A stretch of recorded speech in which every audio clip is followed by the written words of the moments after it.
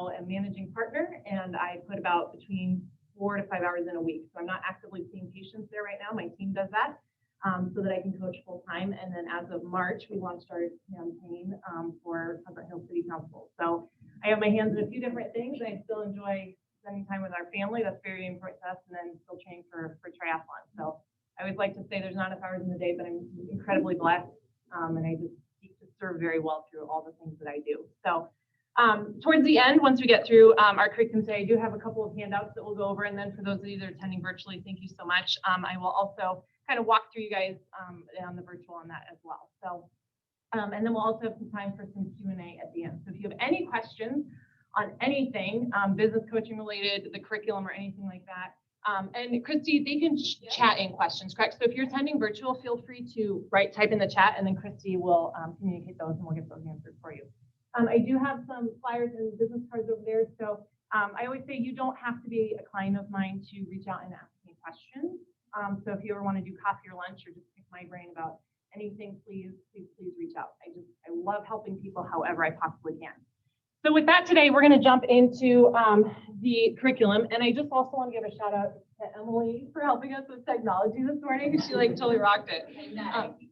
No, but she did great. I always like to say technology is great until it's not, right? Have we all been there? And then you want to freaking send it to me, right? So here we go. So today we're going to, I really want to touch on 5 tips or 5 ways that a lot of small business owners or executives or managers don't always realize that they should be doing, or they often overthink or just kind of brush under the rug. But we're going to talk about them today, and then I'm going to show you, we're going to do a spreadsheet and give you some exercises to actually work through to see the numbers behind them. First of all, I want to thank you guys so much for attending. If you're attending virtually, thank you so much for being here. In business, your time is your most valuable asset. Why, can anybody think, or does anybody want to shout out, why is it that time is your most valuable asset? It's even more valuable than your money.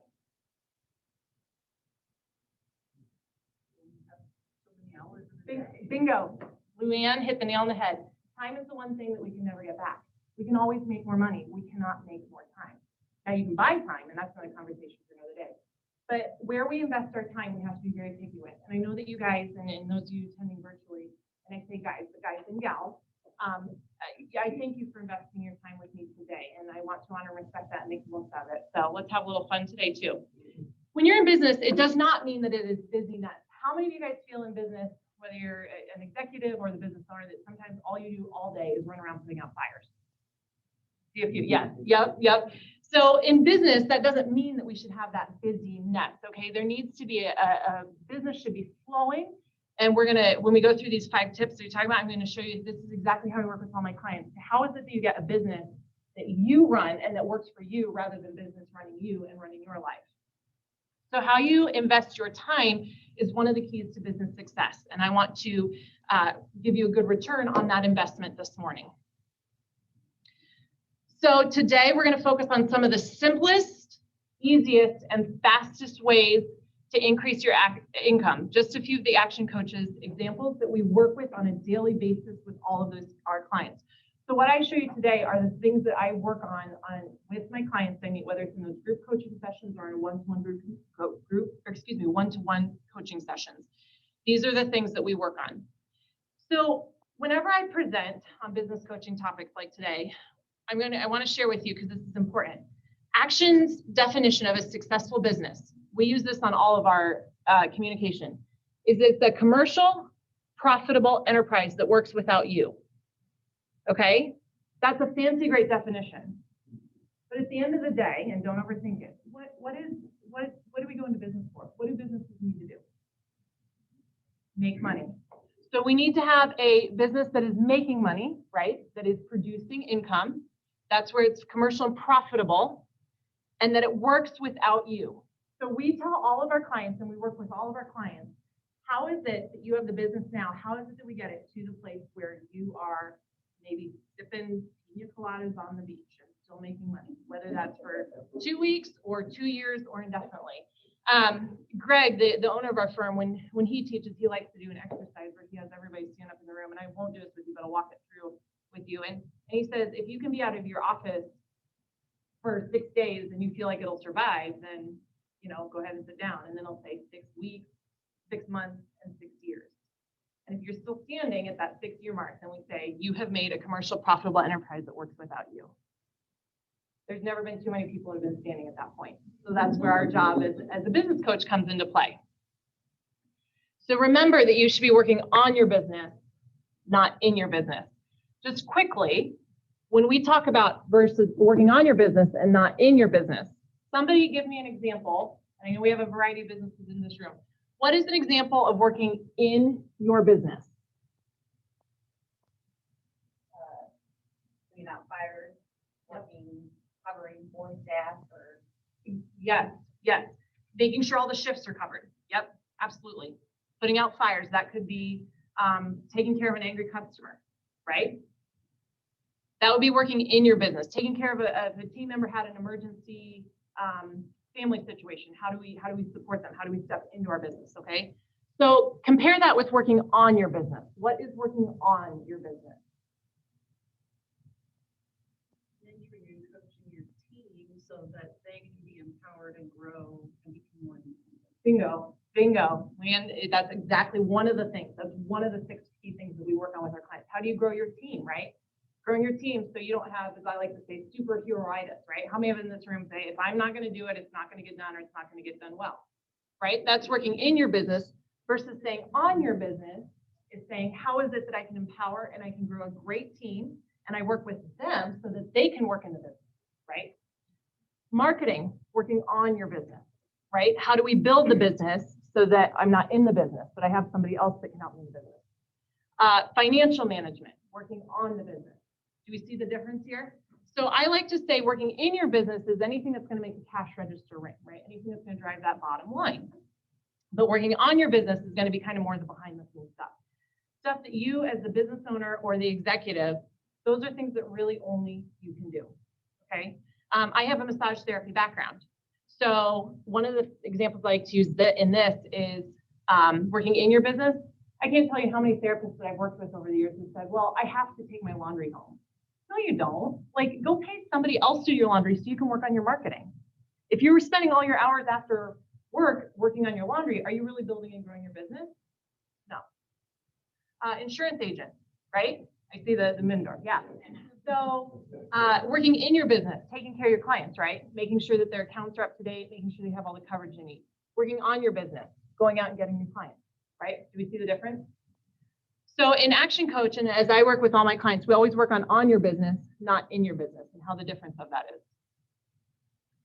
So we also work on a lot of long-term planning. So I teach these 5 steps. It takes us, how is it that we get from the now, right? We look at the here and the now. We say with all of our clients or potential clients, what revenue is your business generating? Where is it you want to live? What's the vehicle you're driving? What investments have you made? What are your upcoming travel plans? I will say this was made pre-pandemic, okay? Give me a little grace here, all right? What is your family enjoying? And how much time are you working in the business? When I walk through these things with clients or new clients or potential clients, I always ask them, are you where you want to be, right? I ask a lot of questions.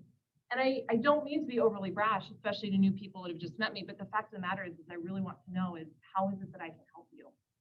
And everyone that I've talked to, they never are 100% where they want to be. So then we say, okay, long term in 5 years, what is it that you want things to look like? So now we have a clear snapshot of as a coach, like where are you now? Where do you want to be? And we help you build the roadmap using the 5 steps that we're going to talk about to get you there. So the keys to business success, as we start to put together that roadmap, we teach our clients we should always leverage and we should have a good team, right? That's using that team that Luann talked about. How do we have people helping us so that we can do what only we can do? How do we have good systems? Systems stands for, and does anyone know? Anybody want to take a guess? Okay, save yourself time, energy, and money. So if you have a system, what are you doing? You're saving yourself the time, energy, or money. I say that all the time to my husband, and it drives him nuts. But don't overthink a system. A system can be leveraging Hy-Vee delivery to deliver your groceries. So now you've saved yourself time and energy from having to stop in the rush hour after work to go pick up your groceries and, deal with people. Okay. So then we teach also using technology, right? As long as it works and doesn't frustrate us. But right, how do we use smartphones, right? How do we use virtual? Christy and I, before we got started this morning, we were just talking about how we don't really feel, and I've read a lot about this, that virtual is ever going to be completely gone now. I think COVID's changed the world. So how do we as business owners incorporate that change and embrace that change, right? Then sales and marketing. Every single business has to have a good sales and marketing system that's making them money and that it's working. So a lot of people, sales and marketing is, I work with a lot of my clients on their mindset, because a lot of people think that sales and marketing is an expense. They look at all of it is and how much money that it's going to draw out of their bank account, okay? When I work with my clients as a business coach, and I always teach them sales and marketing is an investment, okay? So how is it that we get from seeing it as an expense to seeing it as an investment? There are two critical ways that we do that.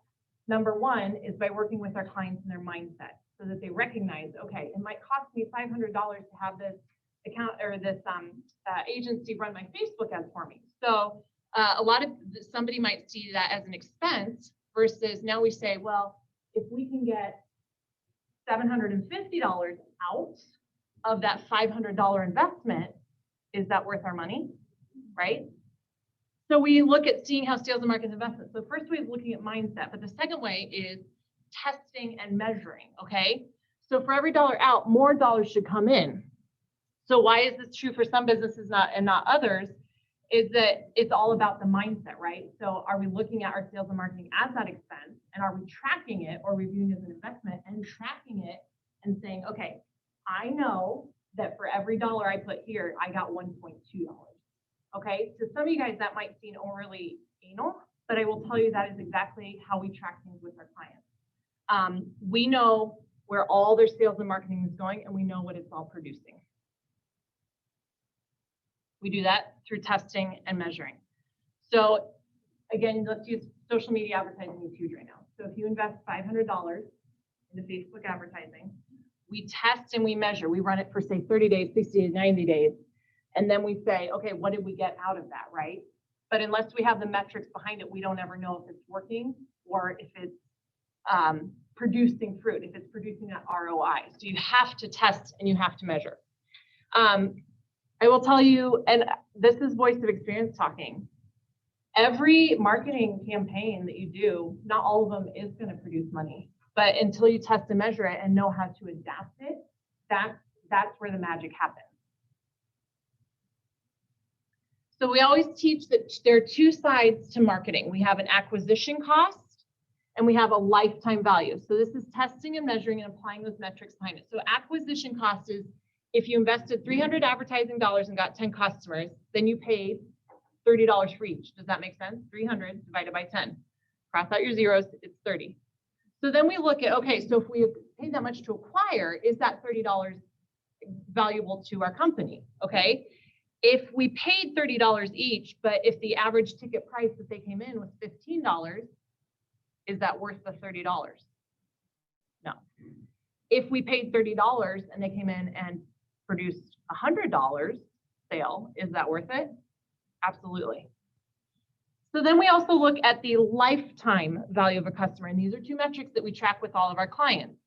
If your customer spent $550 a year for 6 years, now we're saying 550 times 6, we've now produced a lifetime value of that client of $3,300. How do we get that up? These, again, are things we look at. Okay, so does anyone here do Toastmasters or has done Toastmasters? Okay, great. So Toastmasters, I always like to say, they teach us. We tell you what we're going to tell you, then we tell you, then we recap, right? So what is it that I came here to tell you? I was telling you 5 ways to increase your bottom line and 5 steps that most businesses overlook or don't think about, okay? So does everyone have a paper and pen? You guys can use the back of my flyer, okay? For those of you virtually, grab a paper and pen. Please.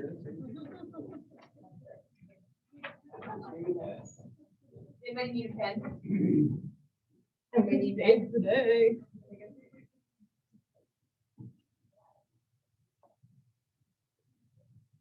Okay.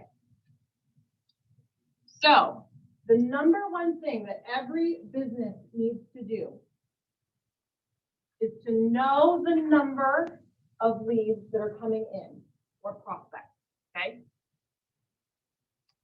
Notice, and for those who virtually listen, I said number. This is a metric. So Emily's position, she's the ED here at Mercy Center, using her position as an example. They should know the number of people that are interested or are being referred to the fitness center, either weekly or monthly or however length of time. Now, I'm not going to set your parameter on length of time because every business is different. We have businesses that track this daily. We have some track this weekly. We have some that track this monthly. I personally track mine weekly. A lot of my businesses track theirs monthly, primarily because of time management. Okay. So number one, track your number of leads. I'm going to give them to you and then we're going to break them down. Number two, know your conversion rates. What does this mean? This means how many leads or how many prospects coming into your business are actually doing what I say is making the cash register ring. So how many have actually, going back to a previous slide, whoops, right here, how many have actually become a customer? Okay, so we have now acquired them, and some of them may very well become a lifetime customer, right? Now, I said it was a rate. So this is also a number. Does that make sense? This is also a metric.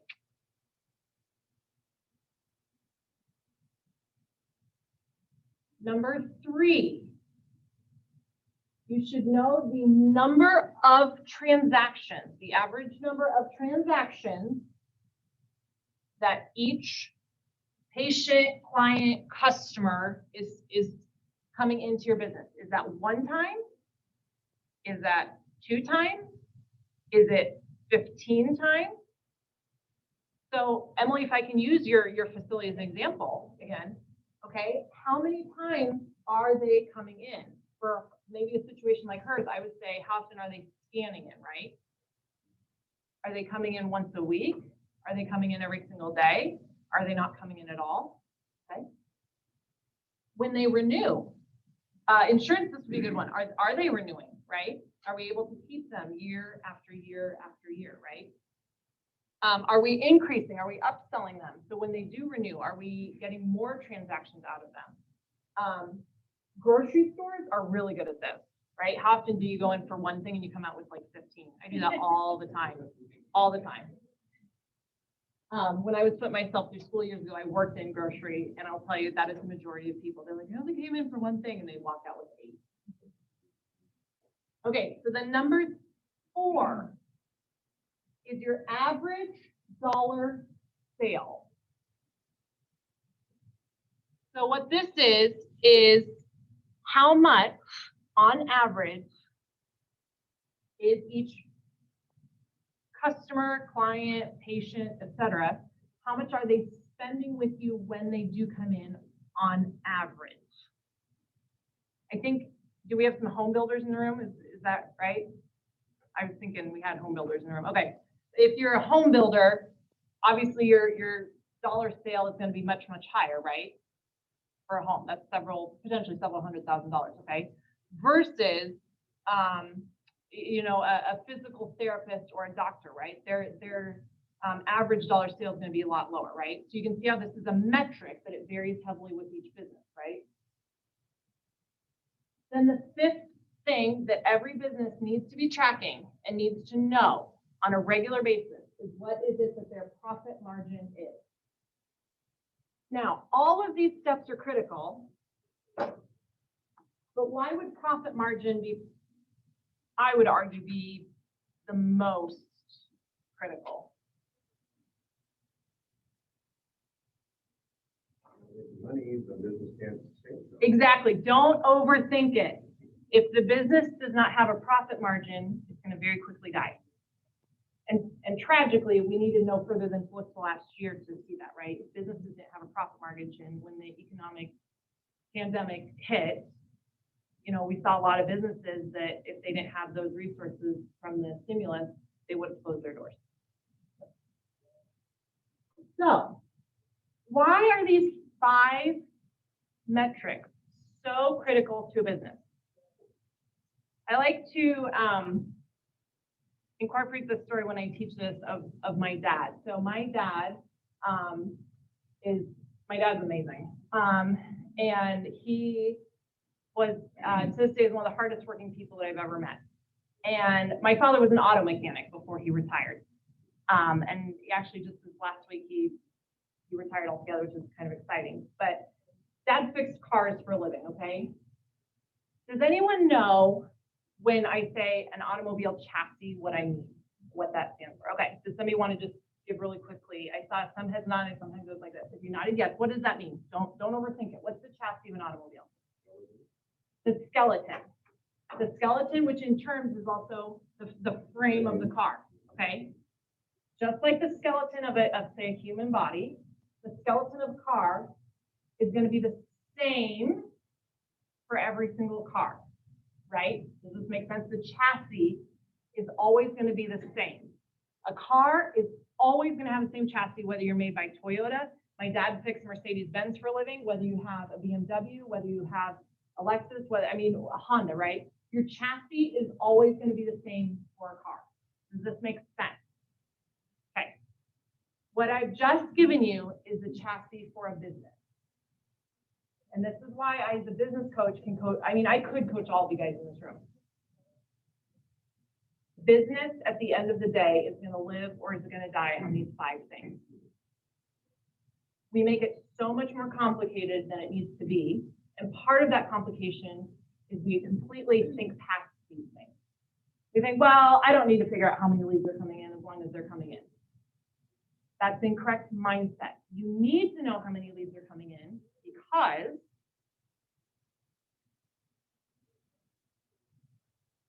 number of leads, this is your chassis, your number of leads times your conversion rate equals your customers. Does this make sense? If you have 10 leads that are coming in and only 3 of them convert to spend money with you, how many customers do you now have?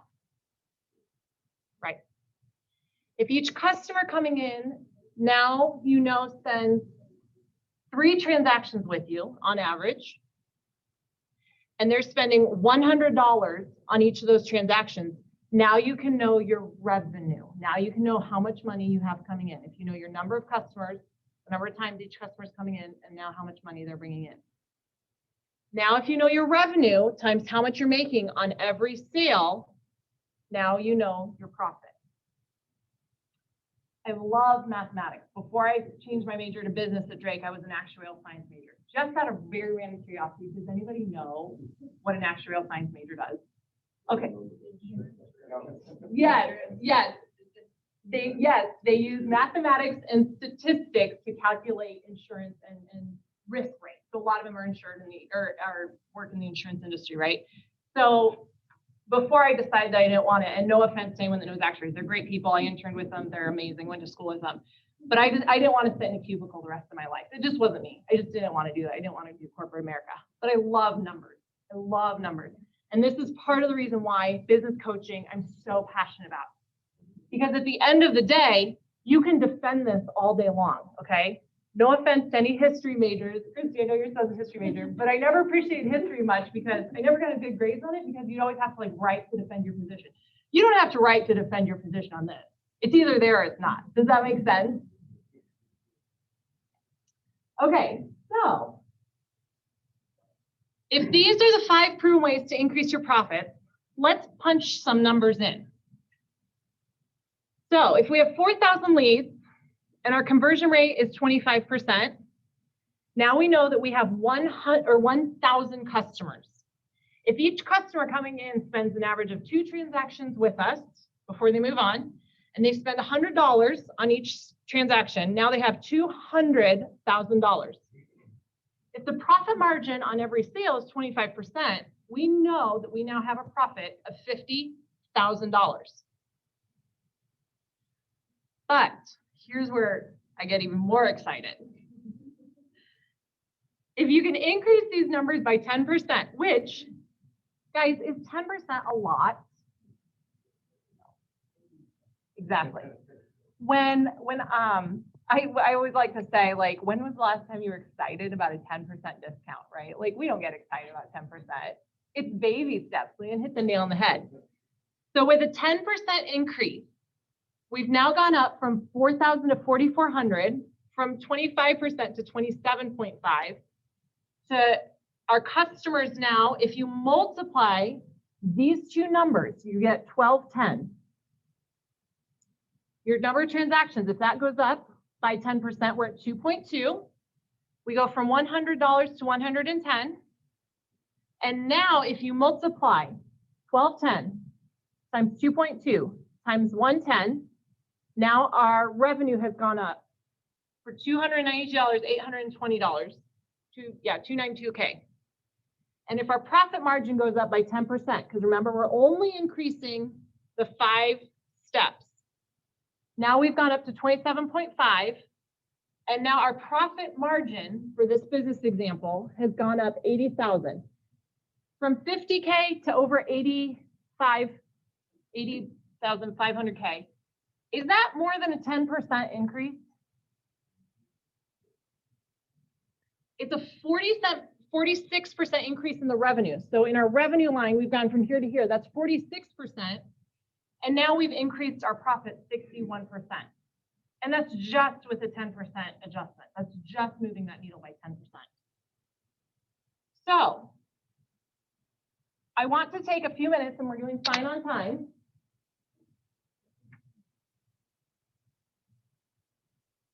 How is it that we move that needle 10%?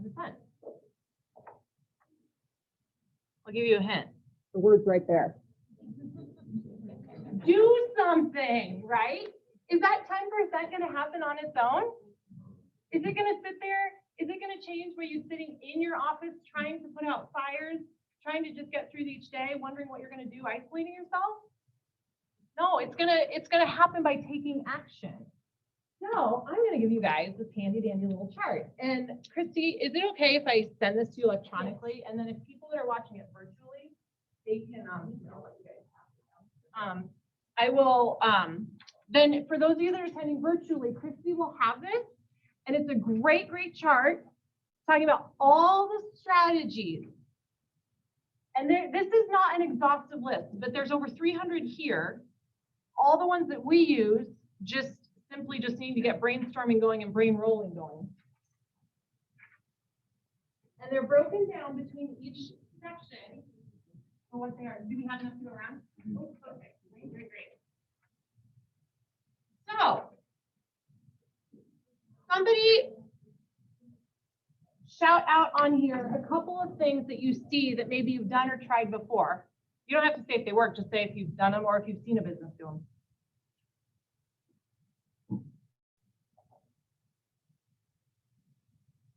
Before and after photos. Yes. I love those. Yes. Yes. Before and after photos. Those are powerful. What before and after photos are great for, the one that comes to mind at first is dentists. Have you guys ever gone to a dentist website? Or what's the specialty physician that works with teeth, but that's what they do. Yeah. Also with houses, right? If you're a house builder or a house like home repair, right? Before and after photos are extremely powerful. What are some other ones on here?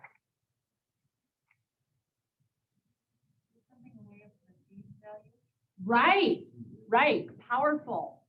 What can this be? What's an example of that? That's excellent. What does that practically look like?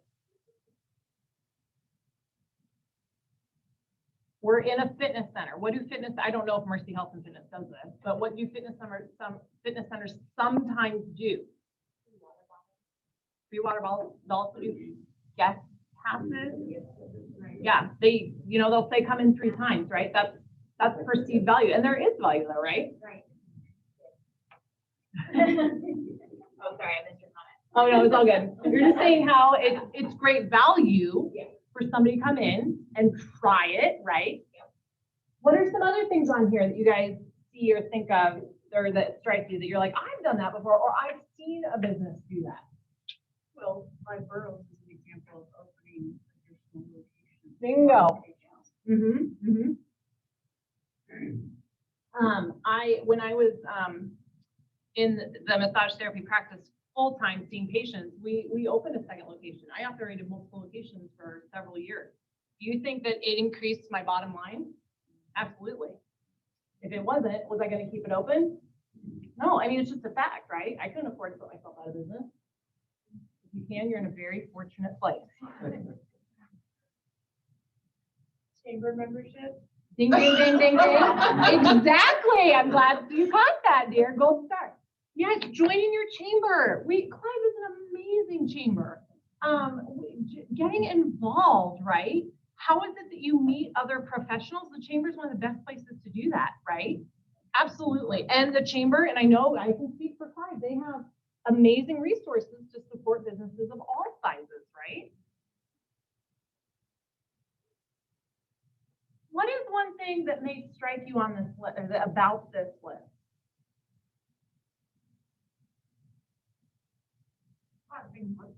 A lot is there. Some of Yeah. this amazing deal over in the profit management market category number 3 says no discount. You hit a new, yeah. We don't have time to get into that today, but I have another presentation where we in ActionCoach teach all of our clients to not compete on price. And so that is actually huge for ActionCoach because we like to say, and it's true, the cheapest guy in town just went out of business. Or I had somebody that said, well, what about Walmart? Okay. Exactly. You hit the nail on the head. There, you pay for it. And what's one of the biggest things? The fact of the matter, internationally, does Walmart have a good reputation? Not as good as other businesses. So you pay for it. You pay for it in reputation. You pay for it in quality. Exactly. Yep. Yeah, you were raising your hand. What did you say? I was gonna say something on there, like my R&D, like you didn't realize I'm in that category. So like as I'm looking on here, I'm newer to the data company and I'm doing like marketing communications. So I feel like a lot of this stuff has been ideas for a long time, and as we've been implementing it, I'm like, oh, this would be great where I just maybe hone in on that, and we could make this better, or we can thrive. Yes. Yes, I love it. You just experienced what I like to call with my clients a BFO, a blinding flash of the obvious. And it's great. It's great when it happens. I experience them all the time, but yes. And you really hit the nail on the head. The biggest thing on here is our mindset is such that we realize these are all very doable things. We just need to recognize what is it that we're trying to get out of it, right? These are not just randomly throwing money out to the wind as an expense. These are pointing our marketing investment dollars to say, what is my strategy to get out of it? Does that make sense? Now, I'm going to have you take one of these two. And for those of you that are virtual, I'm also going to give Christy, I'll give you this one too, okay? So you can email Christy for this worksheet too. We're not going to take, for the sake of time, we're not going to take time on this one, but I did want to give it to you. This is what you can do on your own. So you can see that this is a worksheet that's to be filled out. If you have a marketing team, you can do this with them. If you have a spouse that helps you operate your business, you can do it with them. Here's a funny story for you while you guys are looking this over. For those of you that have partners or spouses in the room that have helped you operate your business, we know how powerful that is. My husband was that person for you back in the early days of starting our practice. And one time we were out, we met some new friends and we went to dinner, and so we were talking about what we all did and stuff. And so somebody asked me, I said, I'm self-employed, and this was before I did business coaching years ago, and I said, I'm a licensed massage therapist in private practice. And so they turned to Peter, my husband, and said, oh, so are you the silent partner? And he said, oh no, I'm just more like the angel investor. I slugged him lovingly on the arm for that one, but we still laugh about it to this day, right? That goes back to those early days, right? Getting yourself out of startup. So this is So you can see here that there's a current, right? So this is, if it's in the blue, those are the numbers that we talked about that you need to fill in. Those are the numbers you need to know, okay? If you don't know, what do? Go find it. Go find the metric. Calculate the metric. If you don't have a system in place to find the metric, set up the system. So like for both as a coach and then still managing the practice, I just pull a report. I have a system that all I do is I pull a report every month and it shows me these numbers. How slick is that? It takes like 5 minutes. So then you can calculate the red from the blue, but then in this middle column where it says strategic choice, guess what you're going to use to put in there? A couple of options from each column here that are relevant to your business. You think, oh, we either already do that or I want to do that. Some of them you can say, oh, we tried that and it really wasn't that effective for us. That's okay. Try something else. Then you will calculate how much you want to see that increase or what's your goal for increasing, and then your new forecast. The instructions are at the bottom, but I want you guys to take this back to your offices, back to your team. Don't just shove this in a drawer somewhere, or if you do, just don't tell me. So, why is it that I as a coach, like, why am I so like, I'm not into beating horses dead, but why is it I want to beat this horse dead? Because this is what I work with so heavily with my clients to help them to think like an entrepreneur, help them think like a business owner. So much of it comes back to mindset. This also allows them to plan for the future. I have a client, I've been working with her not quite a year yet. When I talked to her, I said, what is it that you want out of your business? She has 3 small children. She wants her business to finance her college, allow her and her husband to finance college for her children. Okay? What is it your plan? Why are you in business? You have to change the ways that you do things now, and that starts with that mindset. If you keep doing what you've always done, you're going to get what you've always got. You have to take action, and that action starts with your mindset. Mindset affects action, action affects outcome.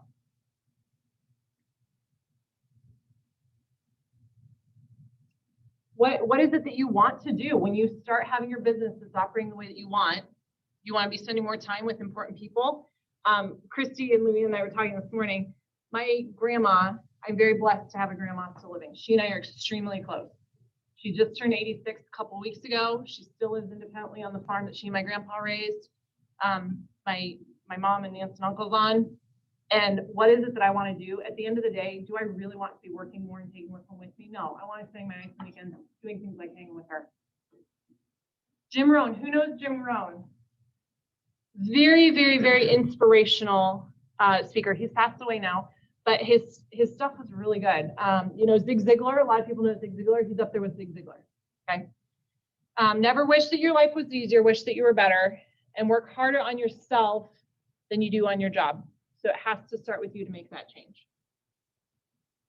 And then this is Brad Sugars. He is the founder and owner of ActionCoach. He likes to say that where you'll be in 5 years depends on the books you read, the people with you associate with, and the actions you take. And one thing that I've been saying all this morning was it starts with mindset, and then mindset produces action. What we fill our mind with and who we fill our time with will affect our mindset. Okay.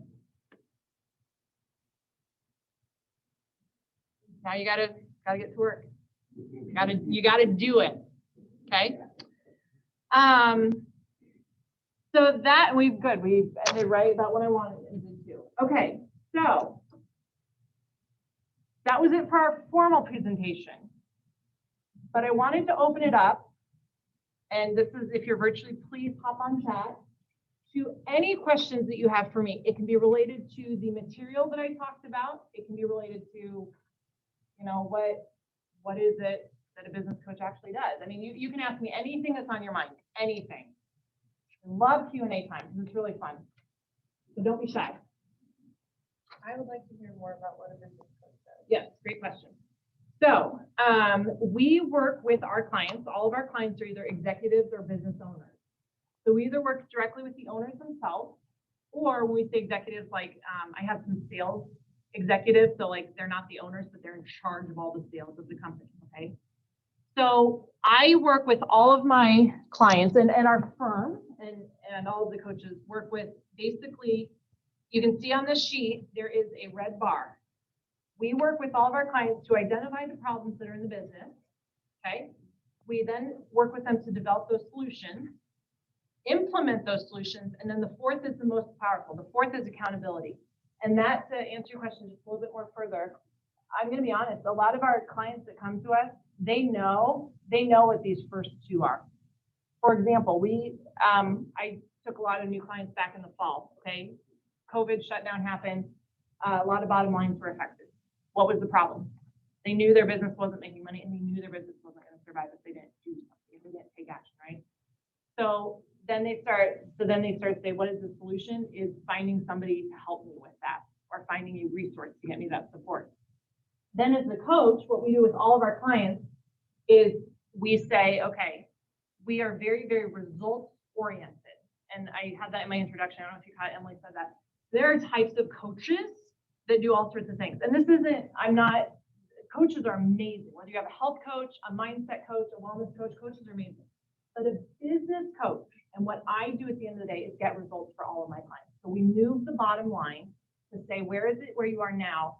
Where is it that you want to be, or how quickly do we need to turn this ship around to get this to the point where it's sustainable? And then you can either sell it, you can retire it from it, you can bring on a general manager.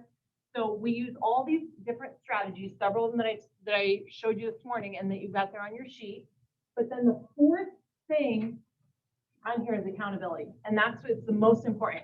So what I do with every single coaching session, we work with our clients to say, okay, what's been going on since the last coaching session? We talk about the problems, the challenges, what was good, what was not good. Then we talk through, okay, what is it that we need to do to get to the next step of that solution, or how do we cure this, find the solution to this problem? But then the last thing is accountability. So I give my clients homework, much like a teacher gives homework. And I say, okay, you need to do this, this, and this. Now I make sure that they have a good understanding of what that homework is. I don't just hand it to them and say, here you go. What questions do you have? Do you feel that you can get this done by the time we meet again? If not, what do we need to do to change that homework? And so now they have a clear set of expectations, clear action steps to now the accountability is that that's going to be done by the time we meet again. So most of my clients are one-to-one. We do have some group coaching. So if you are want to work with other small businesses in a coaching setting, we do offer that. But the bulk of our coaching sessions are going to be one-to-one. So I'm going either via Zoom, or my clients come to my office, or I go to their office, and then we work through what's going on. So this can be everything from team members to expenses are exceeding revenues, to marketing isn't working. You know, we're trying these marketing strategies, it's not happening, to we don't have enough leads coming in, we need more leads. Our conversion rate is too low. Those are all the types of things we work on. Anything that's going to affect the bottom line, which is basically anything in business operations. Does that help you answer your question? Yeah. Cool. Yeah, they're in back here. How have you found that the best way to keep track of this? Like, do you use Excel, or how do you keep track of all these numbers and data? That's a perfect question. And I'm so glad you asked. I love less is more. I love simple. Okay. So when I work with my clients, we use Google spreadsheets. We just get a computer or a tablet, we build a Google sheet, and they are accountable to turning in these numbers to me, sometimes every week, but most of my clients are every single month. So month end, they turn these in. So we just build them, we build a spreadsheet. I just started a new client April 1st. We built their spreadsheet yesterday. Okay. I'm going to be honest, that's how I do it. That's how I did it for years with my massage practice, and that's how I do it now as business with my own coaching numbers. Because I'm self-employed as a coach, so the other thing too I like to say as a coach is I'm not telling you guys anything that I'm not doing myself. So I do a Google spreadsheet. Some of my clients were a little resistant to get on Google Sheets, so you can use Excel. Excel would be fine too. You can also do paper and pen. The only thing that I don't like about paper and pen is that it can get lost. It's not very secure. And my husband works in cybersecurity, so I'm always saying that. She didn't have that one. No, I was working today, dear. Does that help you answer your question? We have this tendency in business to overcomplicate things. What's one thing I've been telling you guys all morning? Keep it simple and don't overthink it. We overthink things. And that's, again, part of where my job as a coach comes in, because I step back and say, why are you making this more complicated than it needs to be? Seriously, we ourselves get in our own way. Yeah, what was your question? Yeah, so I need to take off Yeah, here, yeah. but thank you so much. This has been really Oh, helpful. yeah. The other thing I wanted to ask is if you you coach on, like businesses that aren't really there yet, it's an idea, and, you know, to say, is this viable or not? I mean, do you do Yeah. stuff like that as I well? do. And those we do more, I would say more on the like a consulting basis. Like we'll say, okay, like it's more like a time package versus like monthly coaching. So our coaching is more of a retainer basis. So they pay us a fee every month, and then they get coaching sessions, unlimited phone calls, text, and email. So it's like concierge service. But we also do offer, if you're like, I need to do a little back work. And it's interesting you mentioned that, because I just took a lead yesterday for a gal that's there. She's going through some life changes. She wants to start a business in June, but she needs some help now to get kind of back work done.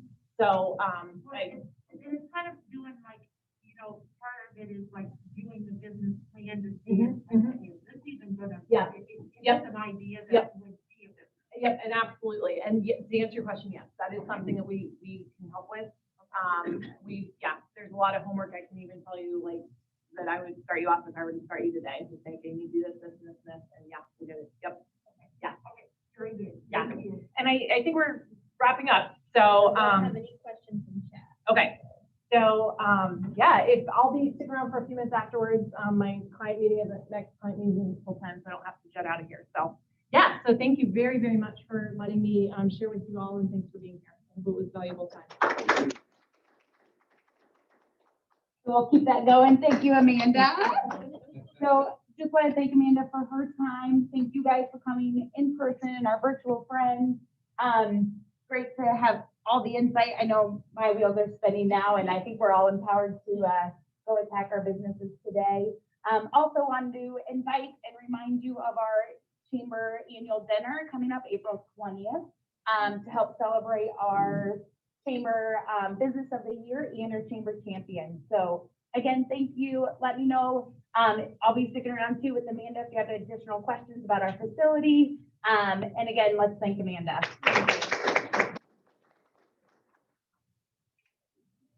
Amanda? Yeah. There was two acronyms you used, that were kind of fun ones, the systems and DFO. Repeat the one, the DFO, I think is blinking, flashing, object. Yep, blinding flash of the obvious. Blinding. Yeah.